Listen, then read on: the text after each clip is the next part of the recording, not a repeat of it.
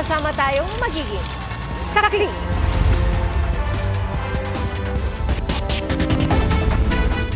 Nakatayo at nag-uusap lang ang tatlong yan sa gilid ng kalsada sa Pagsanhan, Laguna.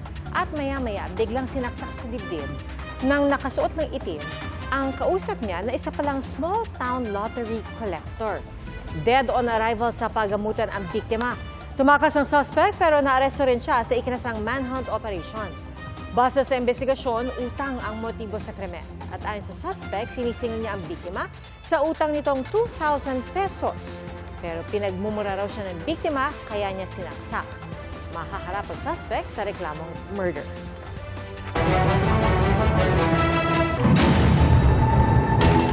Bago sa saksi, may ipatutupad na dagdag toll sa NLEX simula sa March 2 ayon sa Toll Regulatory Board. 5 pesos hanggang 15 pesos ang toll hike sa NLEX Open System, depende sa klase ng sasakyan. Mula po yan sa Balintawak hanggang sa Marilao, Bulacan at kasama rin ang Caloocan at Mindanao Avenue exits. Ang kabuuan naman ng NLEX mula Balintawak hanggang Santa Ines sa Pampanga may dagdag na 57 hanggang 171 pesos. Ayon sa TRB, ang toll hike ay base sa petisyon ng NLEX noong 2022 na hindi napatupad noong 2023. Layon din itong mabawi ang mga nagastos sa pagsasaayos ng mga daan. Mga kapuso, isa pang bago sa saksi, bumagsak ang bahagi ng Kabagan Santa Maria Bridge sa Isabela ngayong gabi. Sa panayam ng Super Radyo DZBB, sinabi ng hepe ng Isabela PDR-RMO na bumagsak ito matapos dumaan ng isang dump truck. 6 ang dinala sa ospital, kabilang ang isang bata. Hindi naman makita ang driver ng dump truck at sa post ng DPWH Cagayan Valley, pinayuhan nito ang mga motorista na magdoble ingat.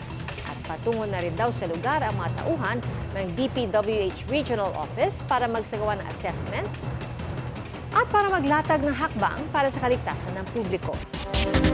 Iniimbestigahan ng mga pulis sa sangkot sa pagtugis sa suspect sa pamamaril sa isang babae sa Caloocan. Ang babae natagpo ang patay sa kanal. Ayon sa nagrereklamong pamilya, sa pilitang pumasok ang mga pulis sa kanilang bahay at sinira pa ang kanilang gate. Saksi, si Bea Penla. Wala ng buhay at may 2 tama ng bala ng baril sa ulo. Ganyan na datna ng 34 anyos na babae sa isang kanal sa Avocado Street sa Camarin, Caloocan noong Martes. Hinala ng pulisya, iniwan ng suspect sa kanalang bangkay matapos siyang barilin. Natagpuan na lang namin yung victim doon sa may kanal. Yung bangkay na lang po, ma'am, ang na-recover natin doon sa crime scene.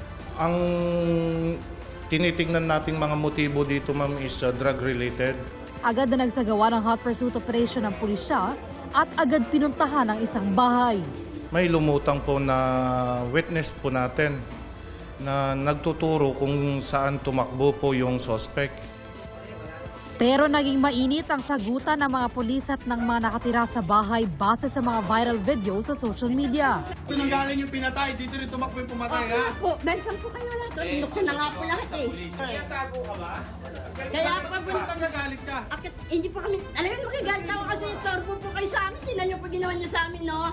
Ayon sa uploader, sa pilitang pumasok sa bahay nila madaling araw kahapon ang mga pulis. Oh, welcome na welcome kayo dyan. Akit po dyan, wala po problema. Hindi po.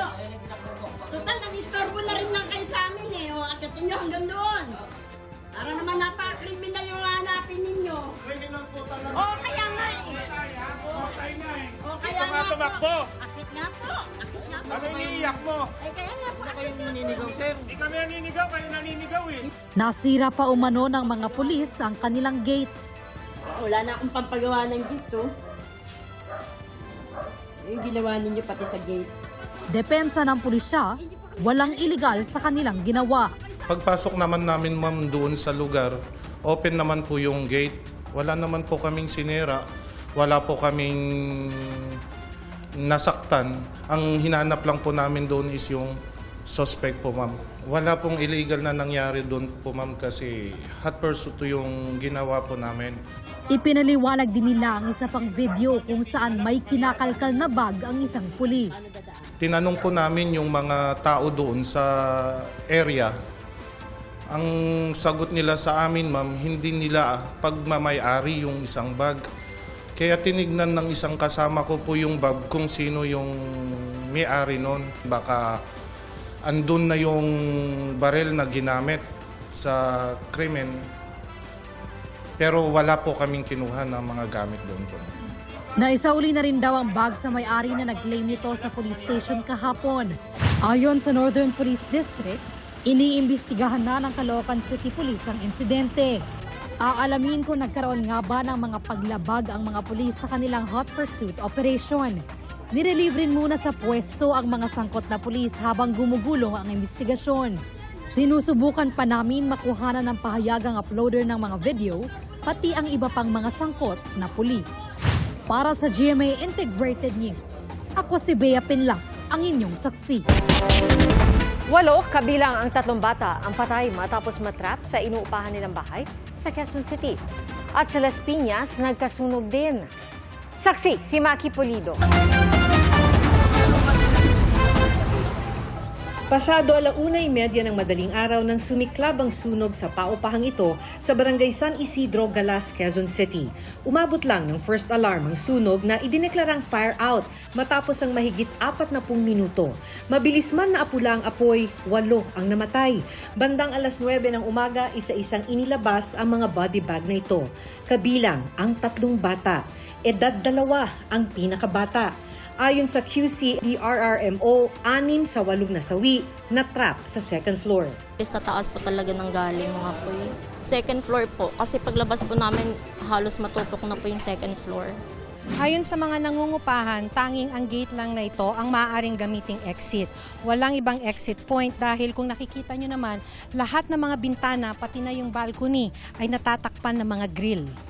Sa Fire Code of the Philippines, ang mga paupahan dapat may mga fire exit na mabilis at ligtas na magagamit sakaling may sunog o emergency.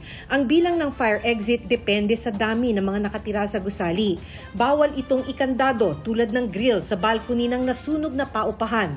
Kung hindi raw nakakandado ang grill sa balcony ng nasunog na bahay, maaaring nakaligtas ang mga biktima. Sa mga paupahan na ganun, dapat may mga fire exit tayo, which is may nakita naman kami, however, nakapadlock. So, yung mga responding units natin para makapasok is binolt cutter pa nila. Mula sa labas, mukhang isang bahay lang ang nasunog. Pero hinati-hati raw ito para mapaupahan ang 11 pintuan. 5 sa baba, 5 sa second floor at 1 sa third floor. Sabi ng BFP, hindi ito nakadisenyo para paupahan. Ang mga paupahan dapat may permit mula sa LGU at bago makuha ito, i-inspeksyonin ng Bureau of Fire and Protection kung sumusunod ang istruktura sa Fire Code of the Philippines. Sa ngayon po, ongoing kami ng case build up para makita namin lahat yung mga pwedeng violation na nangyari para managot naman at magkaroon ng hustisya. Diyos ko, bumbero! Las Piñas! Diyos ko, my God! Sa Las Piñas, 4 na bahay ang nasunog sa isang subdivision sa Pulang Lupa 2. Ayon sa isa sa mga residente, nanunood siya ng TV nang maamoy na tila may nasusunog na kuryente. Malakas yung hangin, yung bahay namin sobrang luma. Tapos yung mga wiring kasi sobrang luma na parang siguro doon nagsimula talaga siya. Nasugatan sa braso ang tanod na fire volunteer din ng barangay. Sa sobrang lakas ng hangin, sumobra po yung lakas din ng apoy. Kaya tumawid po siya sa ibang kabahayan. Para sa GMA Integrated News, ako si Maki Pulido, ang inyong saksi. Sa gitna ng patuloy na laban ng Quezon City kontra dengue, binabantayan din ang pagdami ng kaso ng tigdas. Saksi, si Oscar Oida. Mula January hanggang February 26 ngayong taon, 57 kaso na ng tigdas o measles ang naitala sa Quezon City. Mas mataas ang bilang na ito kung ikukumpara noong 2024. Ang confirmed cases dito ay nasa 20. No? Ibig sabihin, napadala na kuhaan natin ng dugo at napadala natin sa RAPM for testing. So, nag-confirm yung ating diagnosis dun sa kanila. Ang mga kaso ay nakikita sa mga bata, no, na less than 1 year old. Wala namang naitalang nasawi. Kagandahan sa magandang surveillance system. So, nare-report sila agad, nakikita sila agad sa community, at namamanage ng maganda. So, yun kasing pinaka-importante doon. Ang nakikita raw na dahilan kung bakit tinatamaan ng tigdas sa mga bata ay dahil hindi sila nabakunahan kontra rito. Walang mga bakuna yung mga bata. So, na-miss nila yung pagpapabakuna. No? So, ang malaking porsyento dun sa mga nakita natin na inimbestigahan natin, nasa 32% of those na pwede nang bakunahan ay wala talagang bakuna, no? Kahit isa. Kaya paalala ng mga eksperto sa mga magulang, mainam na mabakunahan agad ang anak. Pwede naman daw ito ulitin basta't may pagitan ng mahigit 1 buwan mula ng huling bakuna. Dapat din daw bantayan ang mga sintomas ng measles para maagapan ito. Una, lalagnatin yung anak, tapos merong ubo, sipon, tapos yung conjunctivitis o yung nagluluha yung mata. No? So yun, tapos magkakaroon ng mga rashes sa katawan. Pagka ganun, dapat madala na sa health center, matignan, mamonitor kasi usually ayaw natin matumuloy sa pneumonia or other serious illness yun. Sa Amerika, isang bata mula sa West Texas ang nasawi sa tigdas. Unang naiulat na pagkasawi dahil sa tigdas doon sa nakalipas na dekada. Sa pahayag ng Texas Health Department, hindi siya nabakunahan kontra rito. Mahigit 100 na ang naitalang kaso ng tigdas sa West Texas. Karamihan rito ay mga bata at hindi bakunado. Para sa GMA Integrated News, ako si Oscar Oid, ang inyong saksi.